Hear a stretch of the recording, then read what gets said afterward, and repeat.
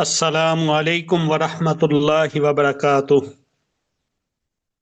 अल्हम्दुलिल्लाहि रब्बिल आलमीन वस्सलातु वस्सलामु अला अशरफिल अंबियाइ वल मुरसलीन अम्मा बाद फ़अऊज़ु बिल्लाहि मिनश शैतानिर रजीम बिस्मिल्लाहिर रहमानिर रहीम वसारिऊ इला मग़फ़िरतिम मिर रब्बिकुम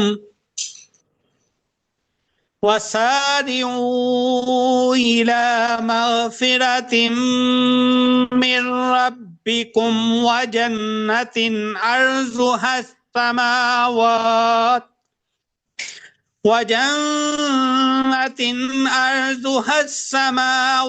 वल अर्ज़ु उइद्दत लिल मुत्तक़ीन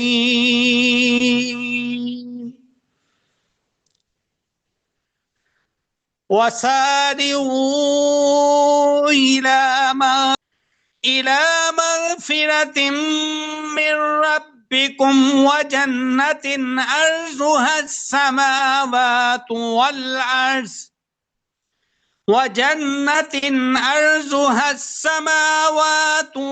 अर्ज़ उइद्दत लिल मुत्तक़ीन। और अपने रब की तरफ से मगफिरत और वो जन्नत हासिल करने के लिए एक दूसरे से बढ़कर तेजी दिखाओ, यानी दौड़ो, जिसकी चौड़ाई इतनी है कि इसमें तमाम आसमान और जमीन समा जाएं, जो परहेजगारों के लिए तैयार की गई है। अन काब इब्न उजरत रज़ियल्लाहु अन्हु क़ाल क़ाल रसूलुल्लाह सल्लल्लाहु अलैहि वसल्लम इहज़ुरुल मिंबरा फ़हज़रना फलम्मा इर्तक़ा दरजतन क़ाल आमीन फलम्मा इर्तक़ा सानियता क़ाल आमीन फलम्मा इर्तक़ा सालिसता क़ाल आमीन फलम्मा नज़ला क़ुलना या रसूलल्लाहि लक़द समीना मिनकल यौम शैअन मा कुन्ना नस्मअहु फ़क़ाल इन्ना जिब्रील अलैहिस्सलाम अरज़ली फ़क़ाल बऊद मन अदरका रमज़ाना फलम युग़फ़र लहू क़ुल्तु आमीन फ़क़ाल बऊद मन ज़ुकिरता इंदहु फलम युसल्ली अलैक क़ुल्तु आमीन फ़क़ाल बऊद मन अदरका अबवाहु इंदल किबरी अहदुहुमा औ किलाहुमा फलम युदखिलहुल जन्नह क़ुल्तु आमीन। सैयदना काब बिन उजरा फरमाते हैं कि रसूलुल्लाह सल्लल्लाहु अलैहि वसल्लम ने फरमाया, मिंबर के पास आओ तो हम हाजिर हो गए। जब आप सल्लल्लाहु अलैहि वसल्लम पहली सीढ़ी पर चढ़े तो फरमाया आमीन, जब दूसरी सीढ़ी पर चढ़े तो फरमाया आमीन, जब तीसरी सीढ़ी पर चढ़े तो फरमाया आमीन। जब आप सल्लल्लाहु अलैहि वसल्लम मिंबर से नीचे उतरे तो हमने अर्ज किया, या रसूलल्लाह, आज हमने आपसे वो कुछ सुना जो पहले कभी नहीं सुना। तो आप सल्लल्लाहु अलैहि वसल्लम ने फरमाया, जिब्राईल अलैहिस्सलाम मेरे पास आए और कहा, हलाक हो जाए वो शख्स जिसने रमजान पाया फिर भी इसकी बख्शिश ना हुई। तो मैंने कहा, यानी आप सल्लल्लाहु अलैहि वसल्लम ने कहा आमीन। फिर कहा, यानी जिब्राईल अलैहिस्सलाम ने कहा, हलाक हो जाए वो शख्स जिसके सामने आप सल्लल्लाहु अलैहि वसल्लम का जिक्र किया जाए और वो आप सल्लल्लाहु अलैहि वसल्लम पर दरूद ना भेजे। तो मैंने कहा, यानी आप सल्लल्लाहु अलैहि वसल्लम ने कहा आमीन।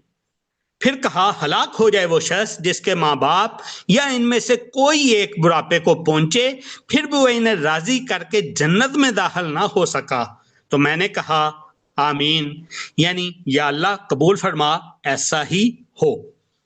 रब्बि इश्रह ली सदरी व यस्सिर ली अमरी वहलुल उक़दतम मिन लिसानी यफ़क़हू क़ौली रब्बि ज़िदनी इल्मा रब्बि ज़िदनी इल्मा रब्बि ज़िदनी इल्मा। आज के हमारे स्पेशल दर्स का जो मौजू है वो नेकियों का मौसम बहार यानी रमज़ानुल मुबारक। आज का जो हमारा स्पेशल दर्स है, जो कि हमने अपनी बाकायदा क्लास जो कि इस्लामी अकायद की चल रही थी उसको रोक कर ये स्पेशल दर्स रखा। इसके दो मकसद हैं। एक मकसद तो ये है कि आने वाला महीना इस्लामिक लिहाज से बहुत अहमियत का हामिल है। रमजानुल मुबारक जो कि बहुत बाबरकत महीना है, नेकियों का मौसम बहार है, उसका इस्तकबाल कैसे किया जाए। दूसरा मकसद ये है क्योंकि नेकियों का मौसम बहार आ रहा है तो हमें ये समझना होगा, हमें ये जानना होगा कि नेकी क्या है, नेकी की हैसियत क्या है, नेकियों के मौसम बहार के अंदर नेकी की हैसियत हम क्या रखेंगे कि हमें इस मौसम बहार से फ़ायदा हासिल हो सकें। तो उस लिहाज से आज का फिर हमारा सबक मेन 4 अबवाब के ऊपर मुश्तमिल है। सबसे पहला बाब जो है नेकी क्या है, दूसरा बाब नेकी की कबूलियत की शराइत क्या है, तीसरा बाब नेकी का माखज क्या है, यानी नेकी लेनी कहाँ से है, चौथा बाब नेकियों के मौसम बहार से इस्तिफादा यानी रमजानुल मुबारक को कैसे गुजारा जाए। रुकते हैं जी, इधर रुक के एक थोड़ी सी आज के दर्स के हवाले से इंस्ट्रक्शन लेते हैं। आज का दर्स स्पेशल दर्स है, नॉर्मल हमारी जो क्लास होती है वो ये नहीं है, तो इस मुनासबत से लंबा टाइम चाहिए होगा, थोड़ा ज्यादा वक्त चाहिए होगा, थोड़ी आपकी जुस्तजू और शौक और ज़ौक वो भी ज्यादा चाहिए होगी। उसके लिए ऐसा है चूंकि हम लोग जूम पे अपनी ये क्लास करते हैं, दर्स करते हैं, और जूम हमें फ्री में एक लिमिटेड टाइम देता है जिसमें हम अपना आज का मौजू कवर नहीं कर पाएंगे। उसके लिए जैसे ही हमारा ये टाइम कंप्लीट होगा, सेशन जूम का कंप्लीट होगा, फौरन बाद हम दोबारा से लिंक शेयर कर देंगे।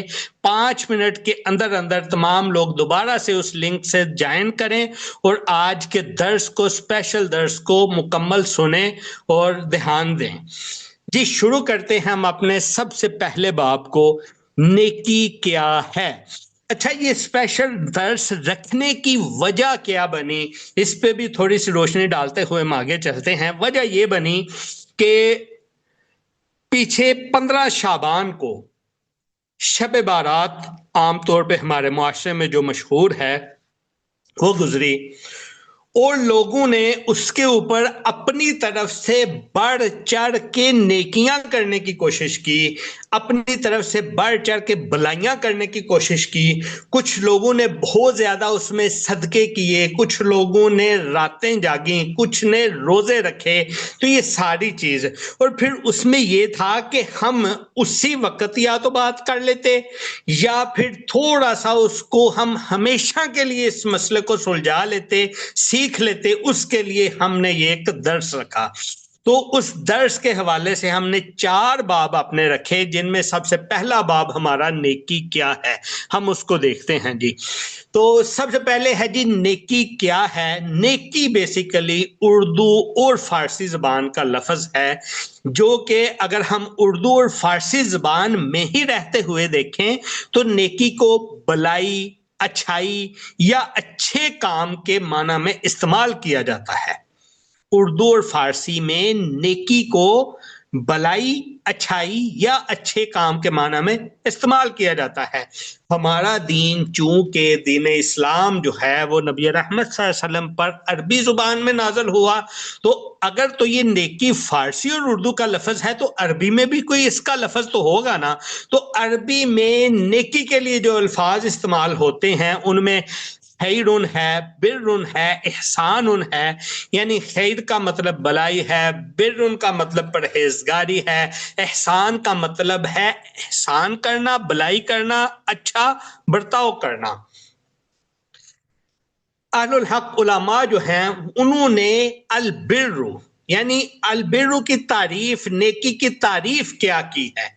वो तारीफ उन्होंने ये की है कि ऐसा अमल जो अल्लाह और उसके रसूल सल्लल्लाहु अलैहि वसल्लम की अताअत पर मबनी हो और जिसे कुरान और हदीस में मुस्तहसन करार दिया गया हो। क्या नेकी की तारीफ हुई, फिर अलबिर की क्या तारीफ हुई। उलमा ने जो तारीफ हमें सिखलाई, बतलाई, वो क्या बतलाई, ऐसा अमल जो अल्लाह और उसके रसूल सल्लल्लाहु अलैहि वसल्लम की अताअत पर मबनी हो और जिसे कुरान और हदीस में मुस्तहसन करार दिया गया हो। नेकी के जो बुनियादी असूल है ना वो एक ही है बेसिकली, वो है वही इलाही, यानी कुरान और सुन्नत से महफूज होना। और कुरान और सुन्नत दोनों ही वही इलाही हैं, ये हम अपनी पिछली क्लास में पढ़ भी चुके हैं। इसके बाद वाली जो क्लास होगी उसमें भी हम इस हवाले से तफसील से पढ़ेंगे इंशाल्लाह। तो फिर जब हम नेकी की ये तारीफ देखते हैं तो उस तारीफ के हवाले से फिर हमें ये बात समझ आती है कि कोई भी ऐसा काम जो कि इंसानी जज्बात या सुनी सुनाई रवायात के ऊपर हो, उसको हम नेकी का दर्जा नहीं दे सकते, उसको हम नेकी नहीं समझ सकते।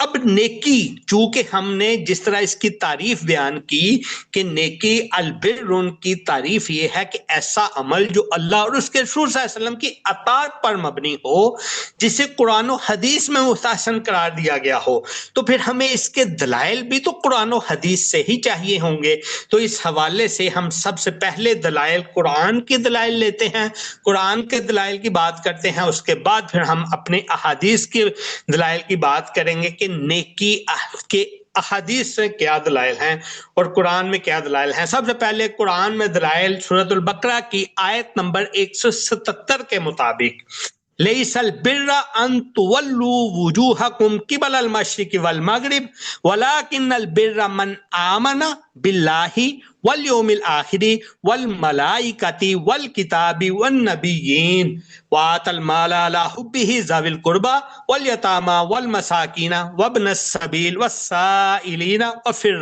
रिकाब वाकामस सलाता वआतज़ ज़काता वल मूफूना बिअहदिहिम इज़ा आहदू वस्साबिरीना फिल बासाई वज़र्राई वहीनल बास उलाइका अल्लज़ीना सदक़ू व उलाइका हुमुल मुत्तक़ून।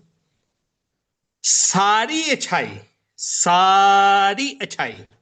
लैसल बिर्रा अन तुवल्लू वुजूहकुम क़िबलल मशरिक़ि वल मग़रिब, सारी अच्छाई मशरिक और मगरिब की तरफ मुंह करने में ही नहीं बल्कि हकीकतन अच्छा वो शख्स है जो अल्लाह ताला पर क़यामत के दिन पर फरिश्तों पर किताबुल्लाह पर और नबियों पर ईमान रखने वाला हो, जो माल से मोहब्बत करने के बावजूद क़राबतदारों, यतीमों, मस्कीनों, मुसाफिरों और सवाल करने वालों को दे, गुलामों को आज़ाद करे, नमाज की पाबंदी और ज़कात की अदायगी करे, जब वादा करे इसे पूरा करे, तंगदस्ती, दुख दर्द और लड़ाई के वक्त सब्र करे।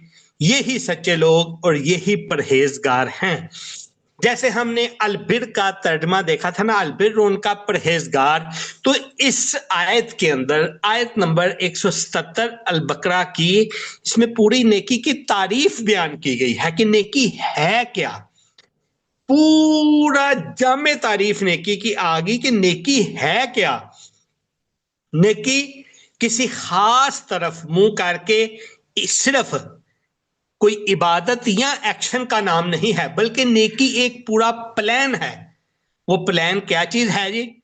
सारी की सारी अच्छाई इसी में नहीं है कि मगरिब और मशरिक की तरफ मुंह करके हम कोई अमल कर लें ऐसा और उसको सिर्फ नेकी समझे, ऐसा नहीं है। बल्कि नेकी क्या है कि वो शख्स अल्लाह पर, क़यामत के दिन पर, फरिश्तों पर, किताबुल्लाह पर, नबियों पर ईमान रखने वाला हो।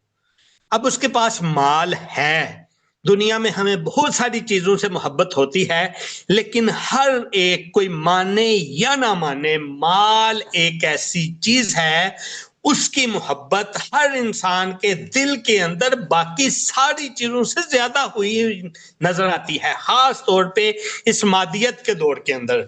चाहे जिसके पास माल है उसमें भी, जिसके पास माल नहीं है उसके दिल में भी माल की मोहब्बत बहुत ज्यादा है, चाहे वो उसको डिनाई ही क्यों ना करता हो, लेकिन वो है, ये हकीकत है। हर कोई देख सकता है, अपना ऑब्जर्वेशन कर सकता है, अपना मुहासबा कर सकता है। तो नेकी फिर क्या है कि माल मोहब्बत होने के बावजूद, कुरान मजीद ने जब कह दिया कि माल से मोहब्बत है, तो मोहब्बत होने के बावजूद क़राबतदारों, यतीमों, मस्कीनों, मुसाफिरों और मांगने वालों को दे, और इसी तरह जो उसके पास गुलाम हैं उनको आजाद करे। नमाज की पाबंदी करे, ज़कात की अदायगी करे, जब वादा करे उसको पूरा करे, तंगदस्ती हो, दुख हो, दर्द हो, कुछ भी हो, उस वक्त में सब्र करे। ये असल में नेकी के काम है, यही असल में नेकूकार लोग हैं, यही असल में परहेजगारी है। ये दलील दूसरी लेते हैं हम कुरान मजीद से, इन्नल्लज़ीना आमनू व अमिलुस्सालिहाति उलाइका हुम खैरुल बरिया। सूरत अल बैयिना की आयत नंबर 7 है कि बेशक जो लोग ईमान लाए और नेक काम किए, यही लोग बेहतरीन मखलूक हैं। पिछली आयत में भी नेकी करने वालों को क्या बोला गया था? खैर वाला। इसमें भी क्या है? खैरुल बरिया, यानी बेहतरीन लोग महलूक में से वो हैं जो क्या करते हैं? ईमान लाते हैं और नेक काम करते हैं। अब नेक काम क्या है? नेक काम जाहिरी बात है वही है ना शरीयत में जो नेकी की तारीफ हमने पढ़ी है कि अल्लाह और अल्लाह के रसूल का, यानी वही इलाही पर ही जो मबनी हो, वो चाहे कुरान की सूरत में है चाहे वो सुन्नत की सूरत में है, वही नेक अमल है, इसके अलावा नेक अमल नहीं है। अहादीस से हम दलाइल लेते हैं जी। नेकी हुस्ने अखलाक में भी है, हुस्ने अखलाक भी नेकी है। सही मुस्लिम की हदीस नंबर हम 2553 के मुताबिक रावी क्या कहता है कि मैंने रसूलुल्लाह सल्लल्लाहु अलैहि वसल्लम से नेकी और गुनाह के बारे में सवाल किया। दो चीजों के बारे में सवाल किया, नेकी और गुनाह के बारे में सवाल किया। तो आप सल्लल्लाहु अलैहि वसल्लम ने फरमाया नेकी अच्छा खुलक है और गुनाह वो है जो तुम्हारे दिल में खटके और तुम नापसंद करो कि लोगों को इसका पता चले। वाजे हो गया, बहुत हद तक वाजे हो गया। नेकी क्या है? नेकी वो है जो कि अच्छा खुलक है, और गुनाह वो है जो तुम्हारे दिल में खटके। कोई भी गुनाह है वो एक दफा दिल में जरूर खटक डालता है, खटकता है दिल में, और ज़हन में ये ख्याल आता है कि यार इसका कहीं किसी दूसरे को पता ना चल जाए। बहुत आसान है ना, इसका कहीं किसी दूसरे को पता ना चल जाए, तो वो गुनाह है। अच्छा, दूसरी दलील हम अहादीस से लेते हैं जी। नेकी का दारोमदार नियत पर भी है। सही बुखारी की हदीस नंबर 1 के मुताबिक रसूलुल्लाह सल्लल्लाहु अलैहि वसल्लम ने फरमाया, इन्नमल आमालु बिन्नियात, नेकी का दारोमदार नियतों पर है। यानी दो चीजें हमारे सामने आ गई हैं, नेकी की तारीफ भी आ गई थी, अच्छा खुलक नेकी है, और गुनाह वो है जो दिल में खटके और तुम उसको पसंद ना करो। और इसी तरह नेकी की बुनियाद क्या है? बुनियाद नियत है। इन्नमल आमालु बिन्नियात, नेकी का दारोमदार, बेसिकली आमाल कोई भी है ना, उनका दारोमदार नीयतों पर है। अच्छा जी, अब इस हवाले से जब हमने तारीफ उलमा के लिए उलमा की तहकीक भी लेते हैं, शेख इब्न बाज रहमहुल्लाह फरमाते हैं कि नेकी वो अमल है जो किताब सुन्नत के मुताबिक होगा और जिसमें इखलास होगा। महज अच्छे इरादे नेकी के लिए काफी नहीं है। बड़ा बंदे का दिल करता है ना, बहुत अच्छा दिल करता है, तो जितना मर्जी अच्छा दिल करता हो वो नेकी नहीं बनेगी। नेकी तब बनेगी जब कुरान और सुन्नत के मुताबिक उसके ऊपर अमल होगा और इखलास होगा। इसी तरह शेख इब्न उसैमीन रहमहुल्लाह फरमाते हैं कि नेकी और बदी का मायार वही इलाही है, ना कि इंसानी अक्ल या जज्बात। नेकी वही है जो कुरान और हदीस से साबित है। यानी जो हमने नेकी किया है, ये वाला जो हमने बाप पढ़ा, इसका अगर हम खुलासा करें या एक नतीजा निकालें तो वो नतीजा क्या निकलता है? वो नतीजा ये निकलता है जी कि उलमाए अहलुल हक की तहकीक के मुताबिक नेकी सिर्फ वो ही अमल है जो कुरान और सुन्नत के मुताबिक हो और उसमें इखलास हो, और शरई उसूल जितने भी हैं वो नेकी उन्हीं के ऊपर मबनी हो। ऐसा ना हो कि वो जिसको हम नेकी समझ रहे हैं वो महज किसी इंसानी जज्बात या चलती हुई रवायात, जो कि एक से सुनी दूसरा तीसरा चौथा वो भी कर रहा है, वो भी कर रहा है, वो भी कर रहा है, वो भी कर रहा है, यानी उससे देखा उससे देखा उससे देखा, देखा देखी में चलती हो, ये चीज नेकी नहीं है। तो फिर नेकी के लिए कौन से जो है वो नुकात हैं जी, उनमें एक नुक्ता सबसे पहला जी ईमान, फिर है अच्छा खुलुक, फिर है शरई अमाल हो, फिर है इखलास हो। यानी नेकी के हसूल के लिए, नेकी के लिए जो नेकी को परखना है, कसौटी है चेक करने की। कसौटी का अगर किसी को नहीं पता, मैं वाज़े तौर पे बता दूं, एक कसौटी ऐसा, आप उसको आला कह लें, चलें इंस्ट्रूमेंट कह लें। कसौटी ऐसा इंस्ट्रूमेंट होता है, जब आप अपना सोना वगैरह लेके किसी सुनयारे के पास जाते हैं ना, तो वो उसके ऊपर उसको रगड़ के चेक करता है क्या वाकई ये खालिस है या नकली है, ये असली है या नकली है। तो नेकी को भी इसी तरह जब कसौटी पे चेक करना है ना, तो वो कसौटी क्या है, वो इंस्ट्रूमेंट्स क्या हैं, वो कसौटी कुरान और हदीस है। दूसरा हमारा बाब जी आज के स्पेशल दर्स का वो है नेकी की कबूलियत की शराइत।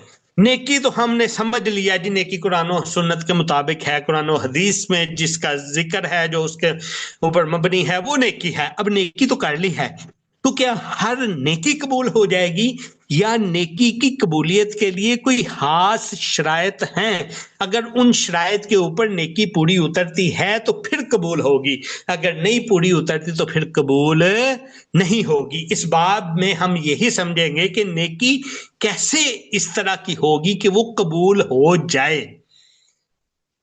नेकी को कबूलियत के दर्जे पर पहुंचाने के लिए दो बुनियादी शराइत हैं। सबसे पहली शर्त है जी इखलास, दूसरी शर्त है इत्बाए सुन्नत।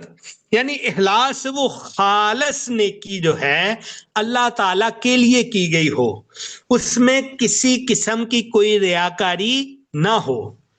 दूसरा ये है कि वो नेकी इत्बाए सुन्नत, यानी नेकी रसूलुल्लाह सल्लल्लाहु अलैहि वसल्लम की हिदायत के मुताबिक हो, ना के बिदत हो। जिसको हम नेकी करके नेकी समझ के कर रहे हों, वो ऐसा तो ना हो कि कहीं बिदत हो।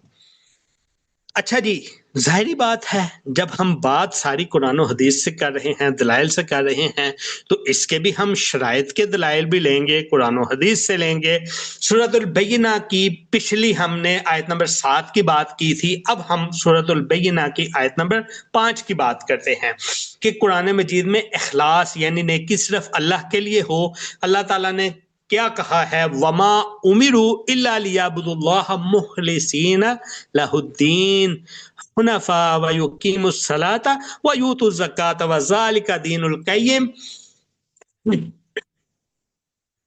और इन्हें सिर्फ यही हुक्म दिया गया था कि अल्लाह की इबादत करें एक रुख होकर, यानी खालस उसी की इताअत की नियत से, और नमाज कायम करें और ज़कात दें, और यही मुहकम दीन है। यानी इसमें हमें वाज़े पता चला कि हुक्म किस चीज का था, अल्लाह की खालिस इबादत करने का।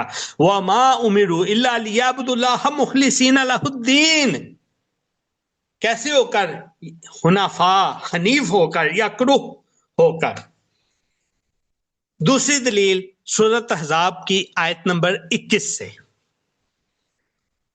नेकी सिर्फ अल्लाह के रसूलुल्लाह सल्लल्लाहु अलैहि वसल्लम के तरीके पर होगी। दो ही शर्तें हैं ना जी, एक इखलास की शर्त, दूसरी इत्बाए रसूल सल्लल्लाहु अलैहि वसल्लम की शर्त। इखलास की शर्त सूरतुल बैयिना की आयत नंबर 5 में हमने देखी।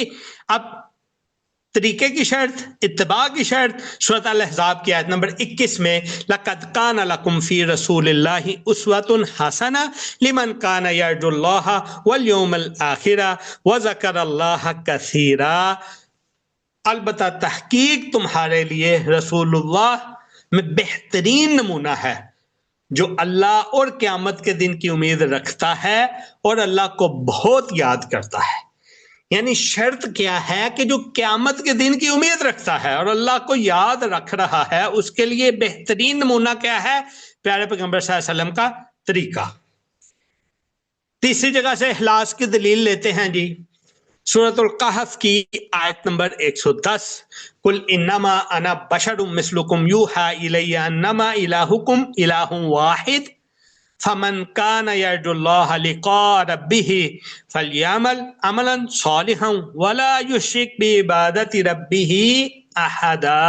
कह दो कि मैं भी तुम्हारे जैसा आदमी ही हूं। नबी अकरम सल्लल्लाहु अलैहि वसल्लम को अल्लाह ताला कह रहे हैं कि कह दो मैं भी तुम्हारे जैसा आदमी ही हूं, मेरी तरफ वही की जाती है कि तुम्हारा माबूद एक ही माबूद है। फिर जो कोई अपने रब से मिलने की उम्मीद रखे तो उसे चाहिए कि अच्छे काम करे, यानी नेक काम करे, अच्छे काम करे, अपने रब की इबादत में किसी को शरीक ना ठहराए, यानी खालिस यकरूह अल्लाह की तरफ ही होनी चाहिए इबादत। कुछ मैसेजेस आए हैं, उनको देख के हम अपनी बात को आगे बढ़ाते हैं। अच्छा जी, मैसेजेस में कोई ऐसी खास चीज नहीं है। 3-4 मिनट हैं, हम इस बाब को मुकम्मल करते हैं, फिर दोबारा से सेशन में शामिल हो जाइएगा। लिंक शेयर कर दिया जाएगा। 5 मिनट के अंदर अंदर हम फिर दोबारा से इसको बाकी 2 बाब भी पढ़ेंगे इंशाल्लाह जी। अहदीस से हम दलील लेते हैं, वही इन्नमल आमालु बिन्नियात जो हमने सही बुखारी की हदीस नंबर 1 पिछली में देखा, उसी का अगला टुकड़ा है व इन्नमा लिकुल्लि इम्रिन मा नवा।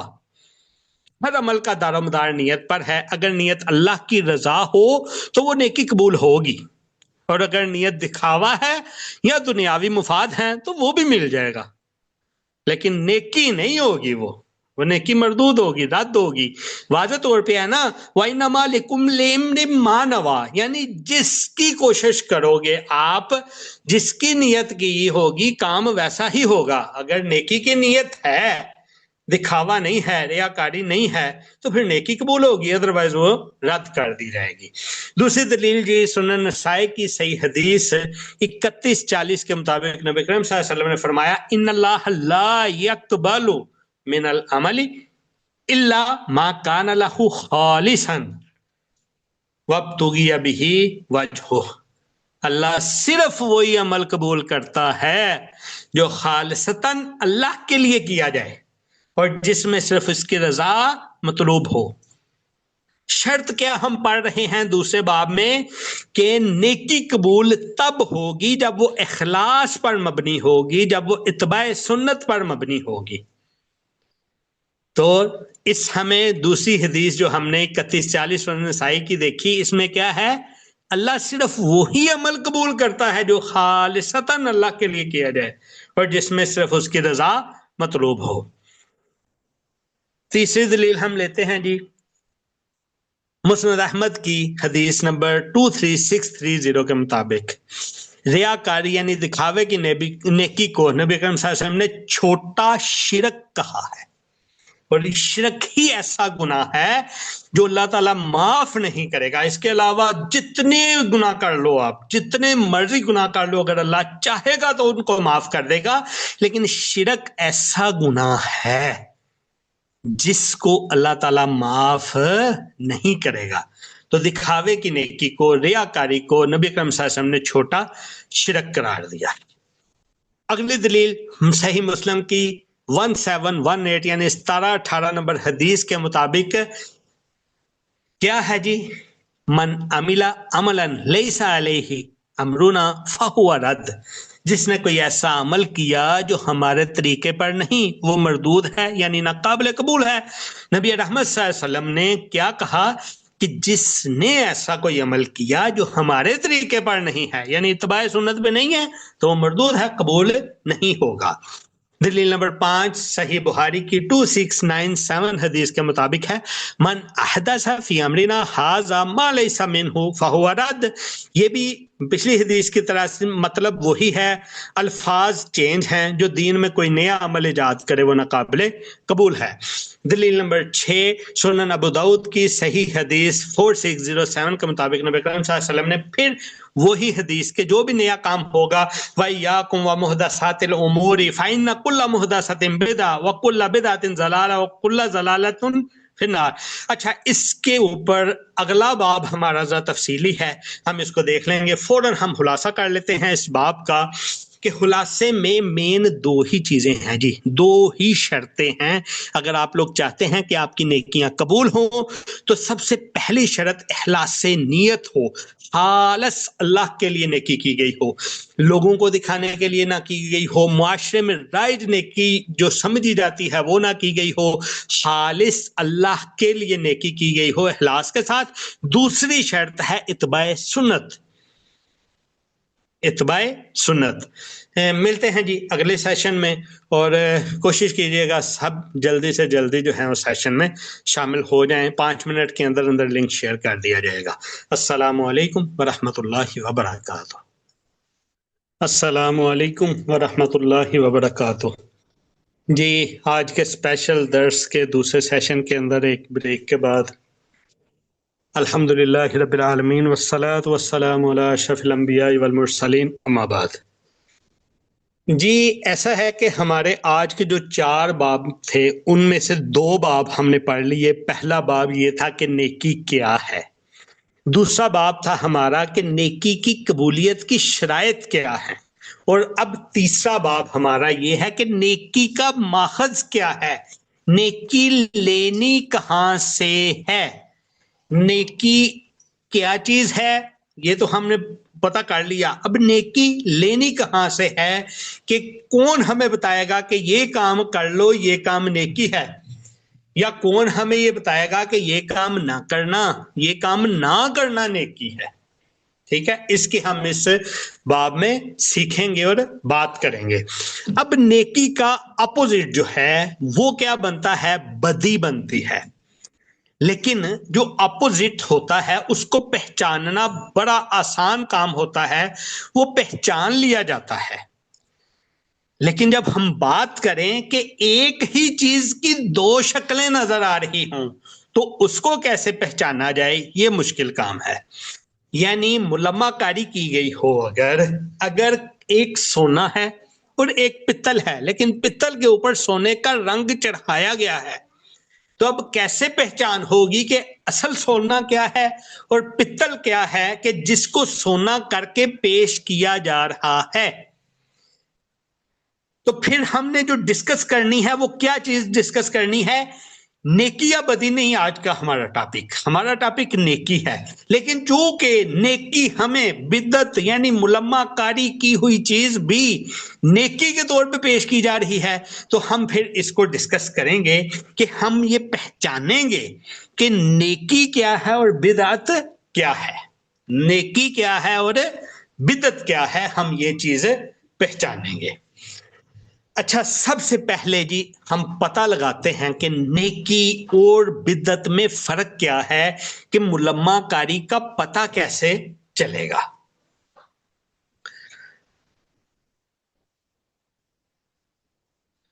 हमारा जो आज का दरस है ना, इस दरस में स्पेशल बाब यही बाब है आज का, जिसको हम अभी समझने या सीखने की कोशिश करने वाले हैं। एक छोटी सी मिसाल थी मेरे ज़हन में, मैंने वो लिख के आप लोगों के लिए जो नोट तैयार किए उसमें भी लिख दी कि चले आपको याद रहे। हमारे एक बहुत ही मशहूर आलिम हैं जो कि अक्सर औकात टीवी के ऊपर भी आपको नजर आते हैं, कारी खलीलुर रहमान जवेद साहब। आप लोगों में से अक्सर जानते होंगे, वो एक मिसाल देते होते हैं। वो मिसाल क्या देते हैं, कहते हैं जी आपके सामने 2 बटवे पड़े हैं और उन 2 बटुओं में एक के अंदर 20,000 रुपया है और एक के अंदर 8,000 रुपया है, और आपको इख्तियार है कि आप दोनों में से कोई एक बटवा उठा लो। तो जाहिर सी बात है, इंसान जो भी होगा, अक्ल रखता होगा, वो यही कोशिश करेगा ना कि 20,000 ज्यादा है, मैं इनको उठा लूं, 8,000 वाला बटवा ना उठाऊं। तो वो फौरन 20,000 वाला बटवा उठा लेगा। लेकिन जब उसको ये भी साथ बता दिया जाए कि ये जो 8,000 वाला बटवा है ना, ये असली नोटों वाला है, और ये जो 20,000 वाला बटवा है ये नकली नोटों वाला है, तो अब वही ज़ी-अक्ल इंसान जो है वो कौन से वाला बटवा उठाएगा? वो तो जाहिर बात है थोड़े पैसों वाला उठा लेगा, लेकिन असली नोटों वाला उठाएगा। ठीक है ना। तो यही मिसाल है नेकी और बिदत की। ये मिसाल तो वो देते हैं 20 तरावी और 8 तरावी के ऊपर, लेकिन चूंकि ये मिसाल उन्होंने दी, मैं वाज़ेह तौर पे आपको बता रहा हूं कि मुलम्माकारी वाले नोट चाहे ज्यादा हों, मुलम्माकारी वाली नेकियां चाहे ज्यादा हों, वो कोई भी वैल्यू नहीं रखती। हाँ, जो असल नेकियां होंगी वो थोड़ी भी होंगी ना तो वो वैल्यू रखती हैं। ये तो एक मिसाल थी जो आप लोगों के सामने रखी। इसी मिसाल को लेते हुए एक छोटी सी नसीहत आप लोगों के सामने है, और ये पल्ले बांध ले नसीहत, सारी जिंदगी के लिए है और काम आने वाली है। और अभी ब्रेक के दौरान मेरी बेटी ने एक सवाल भी मुझसे किया, वो आप लोगों के साथ मैं शेयर करता हूं। वो ऐसा सवाल है कि चलें उसके ऊपर हम थोड़ी सी बाद में बात करते हैं। वो पहले नसीहत आप लोगों को बता दूं कि देखें, कोई भी नेकी, चाहे वो मुरवजा या गैर मुरवजा, कोई भी नेकी हो, कोई आपको बता रहा हो नेकी का, तो उससे दलील जरूर मांगे। ये सवाल है कि उससे सवाल करना सीखें, उससे सवाल करना सीखें, पूछें उससे। हाँ, सवाल करना सीखें, पूछें कि दलील क्या है, दलील बताए, लेकिन उससे दलील पूछ ली। अब इधर रुकते हुए एक जो सवाल था, वो जो मैंने बोला जी बेटी ने मुझसे सवाल किया, वो सवाल ये है, क्या सवालों की कोई लिमिट है? किसी से बंदा सवाल पूछता जाए, पूछता जाए, पूछता जाए, पूछता जाए, पूछता जाए, पूछता जाए, किस जगह के ऊपर रुक जाना है हमने कि अब इससे आगे हम सवाल नहीं पूछ सकते? सवाल की कोई लिमिट है? वो बिल्कुल लिमिट है, और इसके ऊपर आइंदा आने वाला दर्स हम इंशाल्लाह करने वाले हैं। और ये मैं उस सवाल से इतना परेशान हुआ हूं कि मैं चाहता हूं कि ये हर सूरत में अगला दर्स हमारा उस सवाल के ऊपर हो। और ये आप लोगों को बताया सिर्फ इसलिए कि आप लोग ज़हनी तौर के ऊपर तैयार हो के आए कि सवालों की लिमिट क्या है, किधर तक हम सवाल कर सकते हैं, किधर तक सवाल हमारी लिमिट्स बियॉन्ड जा रहे हैं। अच्छा जी, अब नसीहत के बाद हम देखते हैं जी कि उलमाए अहल हक के मुताबिक इबादत, अमाल सालिहा और यानी फिर बिदत, नेकी और बिदत में वाज़ेह फ़र्क क्या है। दोबारा से ज़हन में लेके आए नेकी की तारीफ को और बिदत की तारीफ को। जब दोनों तारीफें ज़हन में लेके आएंगे, फ़र्क आपको समझ आएगा। पहले हमने नेकी की तारीफ एक और जगह से ली थी, अब एक और जगह से लेंगे।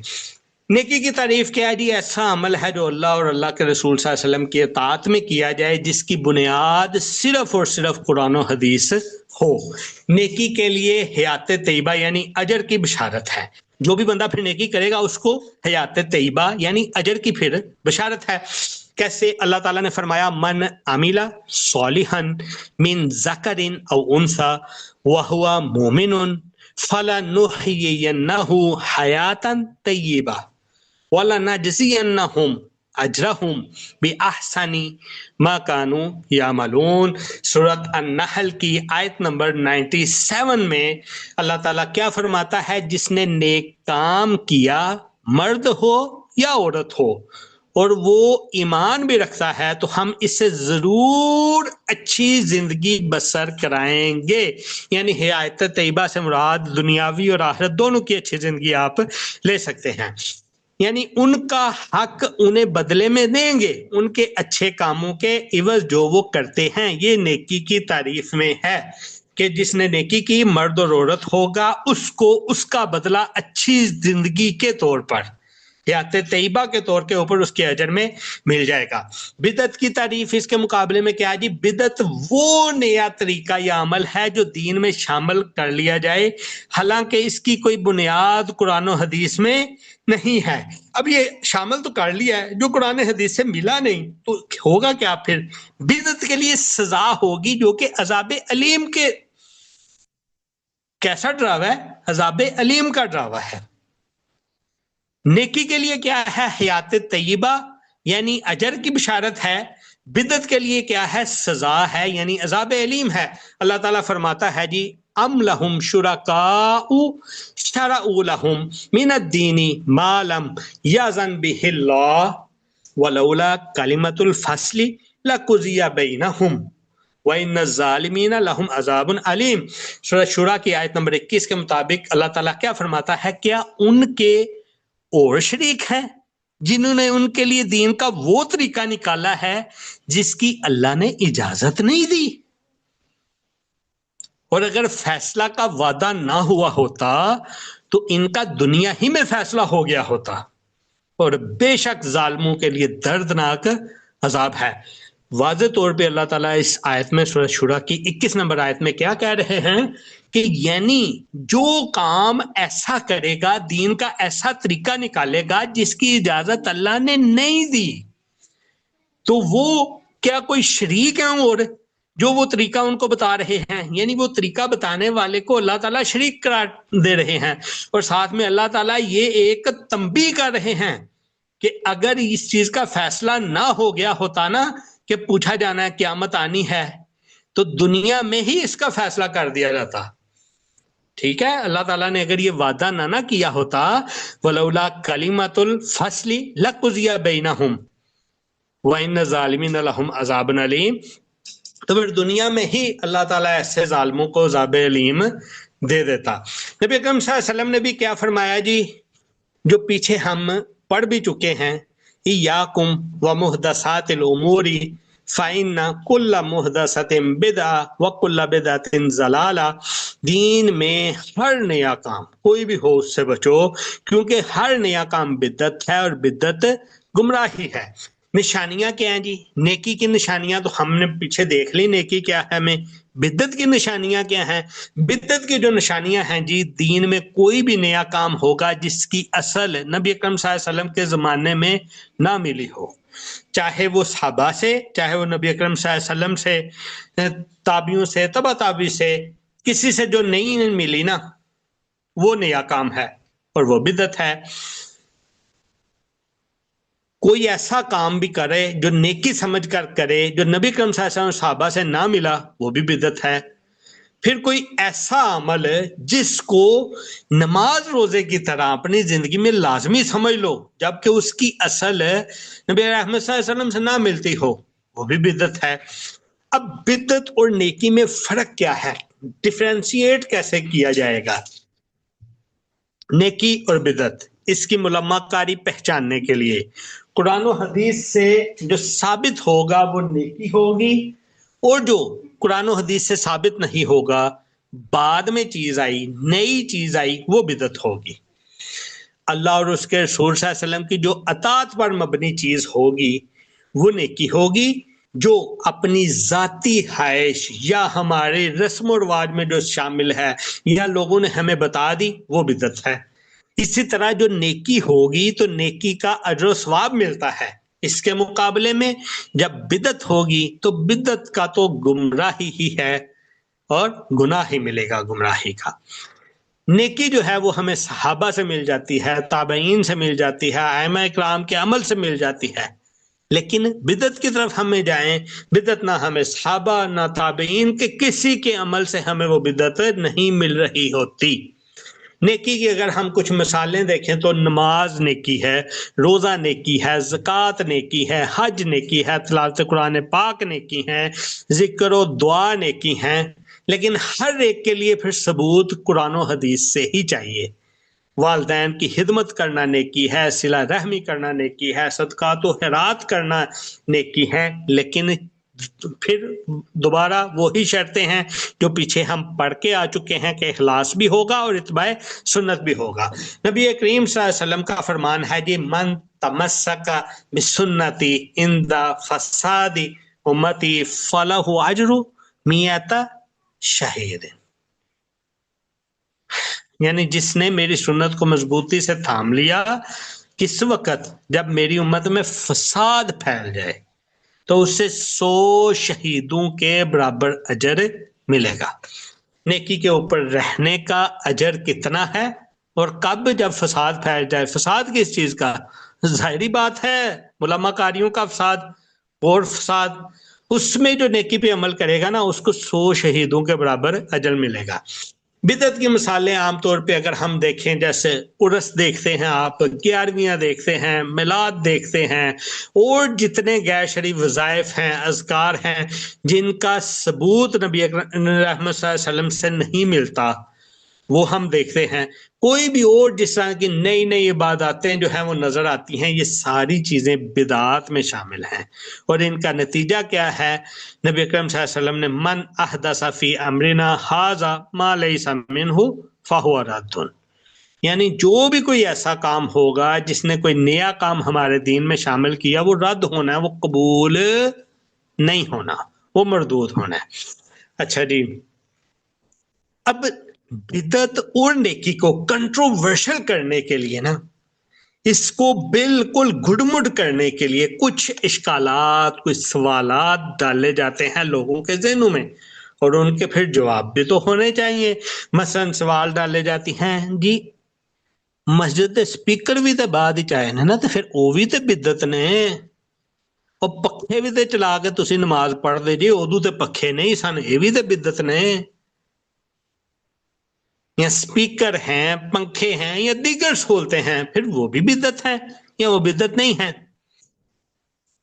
अल हक उलमा के मुताबिक जो है बिदत वो अमल है, अब ये इसको नुक्ता ज़हन में बिठा लें, बिदत वो अमल है जो दीन में नया शामिल किया जाए, जिसको यानी सवाब या सजा, सवाब यानी अजर और सजा के ऊपर जिसकी बात मबनी है ना, उस हवाले से जो दीन में नया काम शामिल किया जाएगा वो बिदत होगा।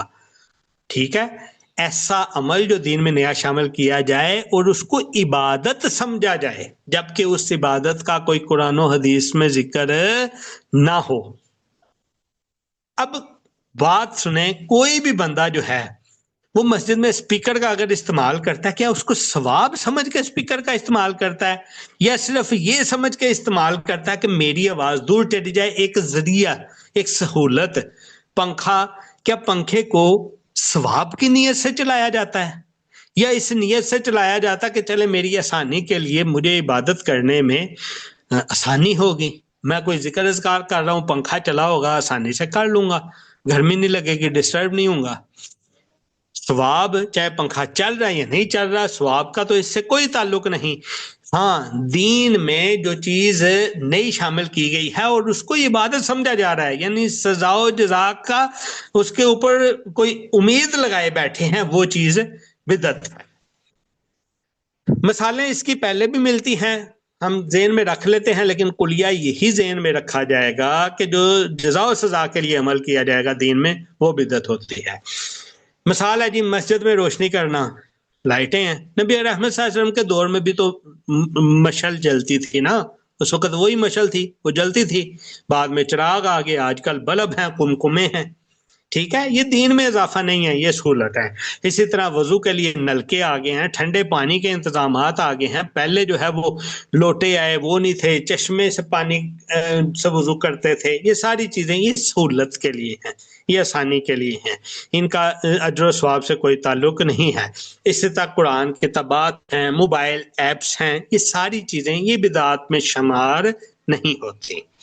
इसके लिए एक असूल जो है, उलमा क्या कहते हैं कि कोई नया तरीका जो इबादत में तब्दीली करे वो बिदअत है। इसके लिए हमने कुछ ये दलाइल आप लोगों के नोट्स के लिए रखे हैं, क्योंकि टाइम की कमी की वजह से पहले ही दर्स लंबा हो गया, हम इनको पढ़ते नहीं हैं। समझा आपको ये दिया है कि जिस काम को आप सवाब की नीयत से दीन में नया शामिल करेंगे ना, वो बिदअत में शुमार होगा।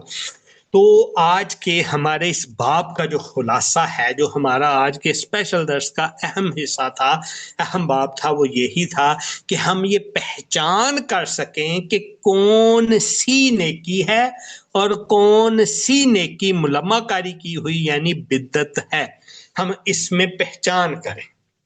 और पहचान करने के लिए एक ही नसीहत आप लोगों को की कि वो नसीहत याद रखें कि जो आपको बताया कि ये नेकी है, उससे दलील मांगे।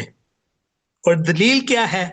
दीन में दलील कुरान और सुन्नत है, अतीउल्लाह व अतीउर रसूल है, इत्बाए सुन्नत है। उसके बाद फिर पीछे एक काम रह जाता है जो आपके ऊपर है कि अब आपने उस पर अमल करना है, तो वो इखलास के साथ होगा। तो अब जो नेकी होगी इखलास के साथ और नेकी का सबूत भी मिल गया, तरीका भी मिल गया इत्बाए सुन्नत से, अब वो आपकी नेकी कबूल होगी। ठीक है, चलें जी, नेकियों के मौसम बहार, हमारे आखिरी बाब की तरफ हम चलते हैं जी। नेकियों का मौसम बहार रमजान में, तो अब हमने रमजान में भी उसी चीज को ज़हन में लाते हुए ना हमने ये देखना है कि नेकियों के मौसम बहार में, पहले तो ये समझ लेना कि रमजान को नेकियों का मौसम बहार क्यों कहते हैं। नेकियों का मौसम बहार इसलिए कहते हैं ना, आप बहार के मौसम में देखते हैं ना, अमूमी तौर पे पूरा साल जिस दरख्त के ऊपर कोई फूल नजर नहीं आता, पत्ता नजर नहीं आता, जैसे ही बहार का मौसम नजर आता है उस पर पत्ते भी नए उग जाते हैं, फूल भी हर तरफ नजर आते हैं। इसी तरह रमजानुल मुबारक में अल्लाह ताला जो है वो सरकश शयातीन को जकड़ देते हैं और एक नेकियों वाला समा बन जाता है, और समा बनने के साथ साथ अल्लाह ताला उनका अजर व सवाब भी 700 गुना तक बढ़ा देते हैं। इस वजह से रमजानुल मुबारक को नेकियों का मौसम बहार कहा जाता है।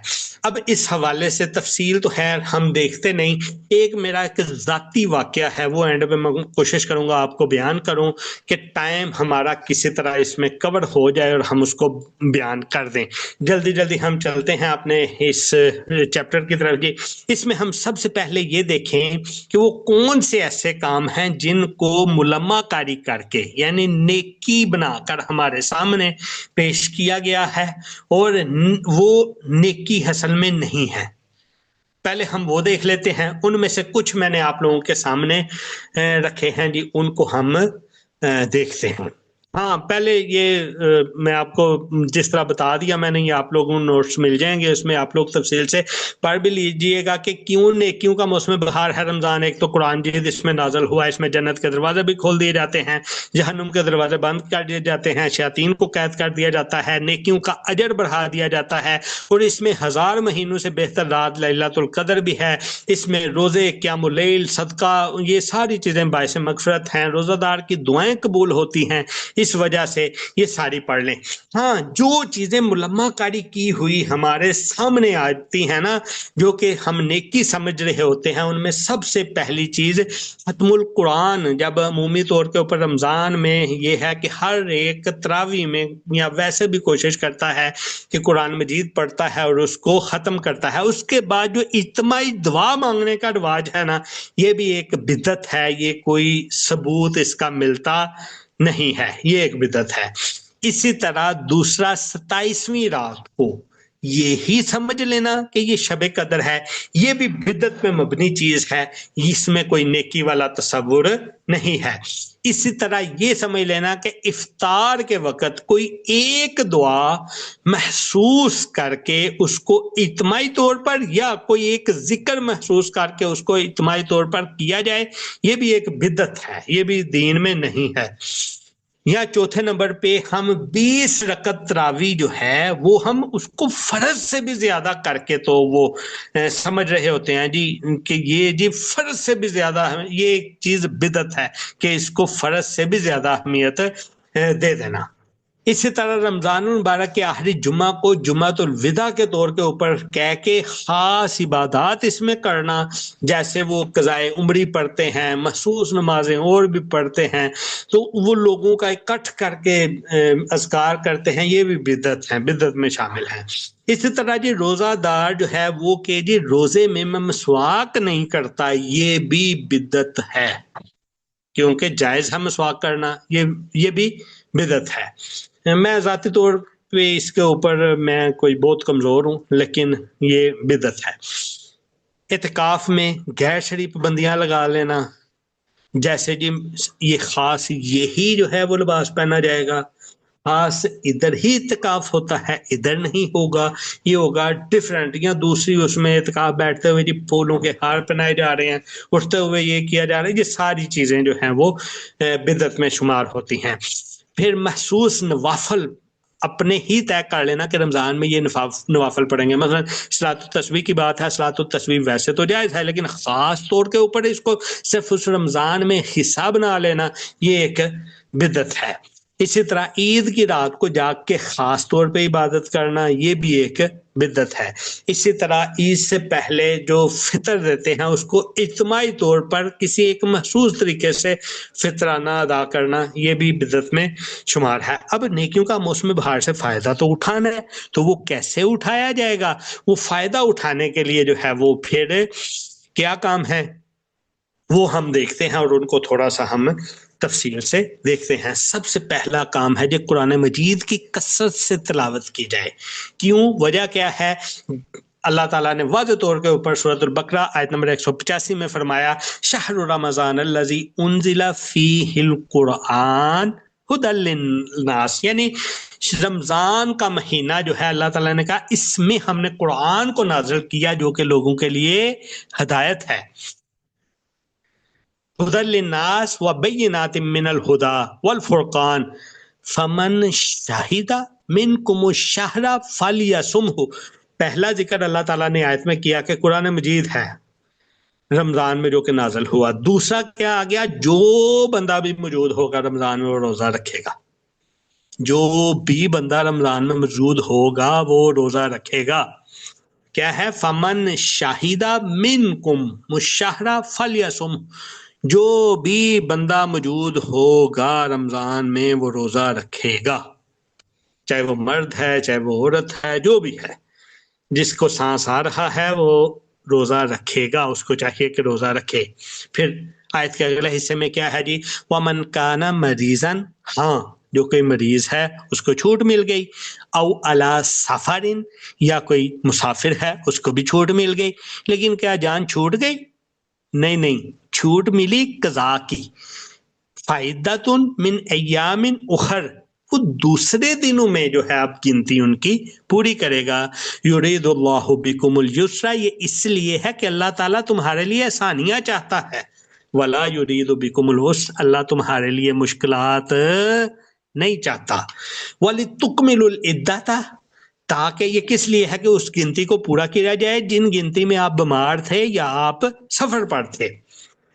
वलितुकब्बिरुल्लाह अला मा हदाकुम वलअल्लकुम तशकुरून, ये अल्लाह ताला तुम्हें इसीलिए चीजें देता है, अल्लाह ताला की बड़ाई को तस्लीम करो और शुक्रगुजार बन जाओ और शुक्रगुजारी करो। अच्छा जी, अगला है जी पंज वक्ता नमाज, यानी नमाज तो पूरा साल पढ़नी है, खास तौर के ऊपर एहतमाम करना है रमजान का। ये नेकी है कि 5 वक्ता नमाज आप अगर जुमात छोड़ देते हैं तो जुमात से पढ़ें, अगर टाइम को आगे पीछे कर देते हैं तो एग्जैक्ट टाइम पे पढ़ें, यानी खूब एहतमाम करें। पहली नेकी क्या आ गई? रोजा तो रखना ही रखना ना, महीना रमजान का, ये तो जो भी होगा उसने रोजा तो रखना है। उसके बाद क्या है जी? कुरान मजीद की कसरत से तिलावत करनी है, 5 वक्ता नमाजों की मुकम्मल पाबंदी करनी है। तीसरी है जी इबादत जो रमजान में नेकी के तौर पे करने वाली है वो क़यामुल लैल। वैसे तो पूरा साल है क़यामुल लैल, लेकिन खास तौर के ऊपर क्योंकि नबी रहमत सल्लल्लाहु अलैहि वसल्लम ने जो 3 दिन नमाज पढ़ाई थी ना जमात के साथ, वो रमजान में ही पढ़ाई थी, तो खास तौर पे इसका रमजान में फिर एहतमाम करना। चौथा है जी दुआ और जिक्र इलाही की कसरत करना है, लेकिन दुआ और जिक्र इलाही की कसरत ऐसे ही होगी जैसे इत्बाए सुन्नत, वो शर्त आपने याद रखनी है। पांचवा है जी अफ्तारियां करवाना, दूसरों को खाना खिलाना। मुसलमान को मुसलमान के ऊपर जो हक है उनमें से दूसरा हक भी है कि खाना खिलाना, लेकिन रमजान में खास तौर के ऊपर क्योंकि अजर ज्यादा हो जाता है तो अफ्तारियां करवाना। इसी तरह सदका और खैरात में इजाफा करना, क्योंकि नबी रहमत सल्लल्लाहु अलैहि वसल्लम रमजान में इस तरह से सदका खैरात करते थे जैसे तेज आंधियां चलती हैं। इसी तरह 7वें नंबर पे है जी सब्र शुक्र इख्तियार करना। रमजान का मकसद ही ये है कि आपको पता चले कि किस तरह सुबह से लेकर शाम तक भूखा प्यासा रहा जाता है, किस तरह से भूख से बचा जाता है। जैसे भूख से बचना है वैसे बुरे कामों से भी बचना है, और सब्र शुक्र इख्तियार करना इसी चीज का नाम है। शब कदर की तलाश करना, जिसके लिए पूरी सूरत कदर है नाज़िल की गई। लैलतुल क़द्र खैरुम मिन अल्फ़ि शहर, क्यों उसके एहतमाम की तैयारी करनी है, क्यों उसको ढूंढना है, क्यों उसकी तलाश करनी है, उसी के लिए ही एतकाफ बैठा जाता है। वो इसलिए को 1000 महीनों से बेहतर है, वो जो तकरीबन 83 साल बनते हैं। नावे है जी इस्तिगफार और गुनाहों की तौबा। ये क्यों करनी है? ये इसीलिए करनी है जो हमने आज का स्पेशल दर्स शुरू करने से पहले आप लोगों के सामने हदीस पढ़ी, मतन पढ़ा कि जिसमें प्यारे पैगंबर सल्लल्लाहु अलैहि वसल्लम ने जो है वो आमीन कहा। किसकी दुआ के ऊपर? सैयदना जिब्राइल अलैहिस्सलाम की दुआ के ऊपर आमीन कहा। उसमें तीन काम है। एक ये है कि जिसके ऊपर रमजान आया वो अपनी बख्शिश नहीं करवा सका तो वो हलाक हो गया। ये सैयदना जिब्राइल अलैहिस्सलाम ने दुआ मांगी तो नबी रहमत सल्लल्लाहु अलैहि वसल्लम ने आमीन कहा। आमीन का मतलब होता है या अल्लाह कबूल फरमा, ऐसा ही हो। तो आप लोग क्या समझते हैं कि अगर नबी रहमत सल्लल्लाहु अलैहि वसल्लम किसी दुआ के लिए कहें और वो कबूल नहीं होगी? तो खुद सोचें। इसीलिए रमजान के अंदर इस्तिगफार का महीना है, मगफरत का महीना है, इसके अंदर अपनी बख्शिश करवानी है। बाकी दो ये काम ये है कि नबी रहमत सल्लल्लाहु अलैहि वसल्लम का जब भी नाम आए दरूद पढ़ना है। तीसरा वालिदैन अगर आपके एक बूढ़े हैं या दो बूढ़े हैं आपको मिल गए हैं, आपने उनकी खिदमत करके जन्नत को हासिल करना है। तो आखिरी काम जो 10वां आप लोगों के लिए निकाला, आप लोग नेकी जो करेंगे रमजान में वो है जी वही वालिदैन और रिश्तेदारों के साथ हुस्न सलूक। इसके अलावा और भी नेकियां हैं, अगर हम इतना ही कर लें तो ये इंशाल्लाह हमारे लिए बेहतर होगा। तो आज की इस बाब का जो खुलासा हम देखते हैं, खुलासा यही है कि रमजान हो या गैर रमजान, वही अमाल नेकी हैं जो कुरान और सुन्नत से साबित हैं। हाँ, उन चीज़ों से बचा जाए जो बिदात हैं। कैसे बचा जाएगा? जो आपको बता रहा है उससे दलील मांगे और उसको परखें और उसके बाद फिर नेकी समझ के जब करेंगे तो उसमें दो शराइत ज़रूर मलहूज़ खातर रखनी है। एक ये कि वो इखलास के साथ की जाए, दूसरा ये है कि वो इत्बाए सुन्नत के मुताबिक हो, यानी उसको पहले सीखा जाए। इस हवाले से मैंने कहा था मैं एक अपना पर्सनल वाकया आप लोगों के सामने शेयर करूंगा, वो शेयर करता हूं, हम अपनी बात को इंशाल्लाह ख़त्म करते हैं। टाइम जो है वो बहुत ज़्यादा हो गया, आपका ले लिया। पर्सनल ये है जी, मेरी शादी हुई तो शादी होने के बाद अमूमी तौर पे हमारे मुआशरे पे रिवाज है 18+ वाकया है। थोड़ा सा आप लोग सुन लें, मोस्टली हमारे जितने भी अटेंडीज हैं वो 18+ ही हैं, वाकया भी 18+ है, इसको सुन लें। शादी हुई, परेशान थे जी, औलाद नहीं हो रही। हर कोई होता है हमारे मुआशरे में, इसी तरह ही है। उसके लिए टेस्ट करवाया गया, सीमेन एनालिसिस करवाया गया। सीमेन एनालिसिस करवा के जो है वो रिपोर्ट मैंने ली। जाहिर बात है वो एक शर्म भी आ रही होती है, तो वो अपने किसी ऐसे डॉक्टर से पूछा जाता है जिससे हम बात शेयर कर सकें।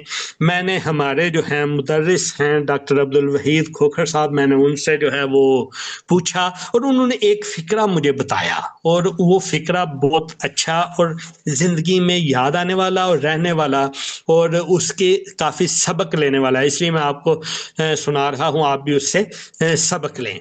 वो फिक्रा ये था जी, a lucky sperm is enough to born a baby. वो एनालिसिस में ये होता है मिनिमम क्वांटिटी उसमें स्पर्म्स की जो है वो बताई जाती है, पता नहीं कितनी होगी, मैक्सिमम वो 50,000 तक, तो काउंट उसमें कुछ भी हो सकते हैं। तो उस काउंट के हवाले से उन्होंने तब मुझे एक फिक्रा बोला था, वो मेरे ज़हन में बैठ गया और हमेशा से मदद करता रहा। आप भी इसको ज़हन में रखें, a lucky sperm is enough to born a baby. A lucky sperm is enough to born a baby. इसका क्या मतलब है जी? 50,000 नहीं, वो एक ही काफी होता है, एक ही काफी होता है। शर्त क्या है जी उस फिक्रे में? लकी। अब सेम इसी तरह हम जितनी मर्जी नेकियां कर लें वो हमारे किसी काम की नहीं है। नेकियां चाहे थोड़ी करो, उसी मिसाल के मुताबिक वो 20,000 वाले बटवे और 8,000 वाले बटवे की जो आपको दी, लेकिन उन थोड़ी नेकियों में वो लकी नेकी जरूर होनी चाहिए जो कि आपकी निजात दिला सके, आपको बख्शिश करवा सके। वो कौन सी नेकी होगी? ये देखें, आपके सामने दो वाकयात हैं। आप लोगों को पता है कि एक फाहिशा थी, उसने कुत्ते को, प्यासे कुत्ते को पानी पिला दिया था अपने मोजे के अंदर, जूते के अंदर पानी कुएं से निकाल कर, उसकी बख्शिश होगी। और एक औरत पकड़ी गई सिर्फ इस चीज से कि उसने एक बिल्ली को बांध के रखा, ना उसको खाने को कुछ दिया, ना वो जाके कहीं खा सकी, और वो उसी भूख प्यास से मर गई और उसको जो है वो जहन्नम में फेंक दिया गया। तो सिर्फ उस फिक्रे से मैंने ये सबक सीखा था कि कोई एक नेकी अल्लाह करे हमसे ऐसी हो जाए जिस बना पे अल्लाह ताला अपनी रहमत से हमारी बख्शिश कर दे, अदरवाइज किसी भी तरीके से हमारी बख्शिश नहीं हो सकती। हमें नबी रहमत सल्लल्लाहु अलैहि वसल्लम ने ये सबक दिए कि अल्लाह बख्शने पे आता है, एक कुत्ते को, प्यासे कुत्ते को पानी पिलाने पे अल्लाह ताला बख्श देता है, और अल्लाह ताला पकड़ने पे आता है तो एक जानवर के ऊपर, इंसान नहीं, एक जानवर के ऊपर, जिस जानवर को ये नहीं फिक्र होती कि मैं घर से निकला हूं तो मैंने क्या खाना है और शाम को कैसे खाऊंगा, उसके ऊपर जुल्म करने की वजह से अल्लाह ताला जो है वो जहन्नुम में फेंक देता है। तो वो एक लकी नेकी जो है उसकी हमने तलाश में रहना है, उसके लिए कसरत की तरफ नहीं जाना, आपने खालिस की तरफ जाना है और इत्बाए सुन्नत की तरफ देखना है। तो वो नेकी साबित शुदा हो, इत्बाए सुन्नत से और खालिस हो, और इस कसौटी के ऊपर आप लोग हर एक नेकी को परख सकते हैं। इंशाल्लाह जी अगले दर्स में हम मिलेंगे और उसका खास वही होगा, बाद में बता दिया जाएगा इंशाल्लाह। जज़ाकुमुल्लाह खैर। अब बहुत टाइम आप लोगों का लिया, अभी टाइम थोड़ा है, अदरवाइज सवालात के लिए टाइम बचाते हैं। सवालात के लिए ग्रुप ओपन है, उसमें आप लोग सवालात कर सकते हैं। जी आज की बात को इधर ही ख़त्म करते हुए, सुब्हानकल्लाहुम्मा व बिहम्दिका अशहदु अल्ला इलाहा इल्ला अंता अस्तगफिरुका व अतूबु इलैक। अस्सलामु अलैकुम व रहमतुल्लाहि व बरकातुहू।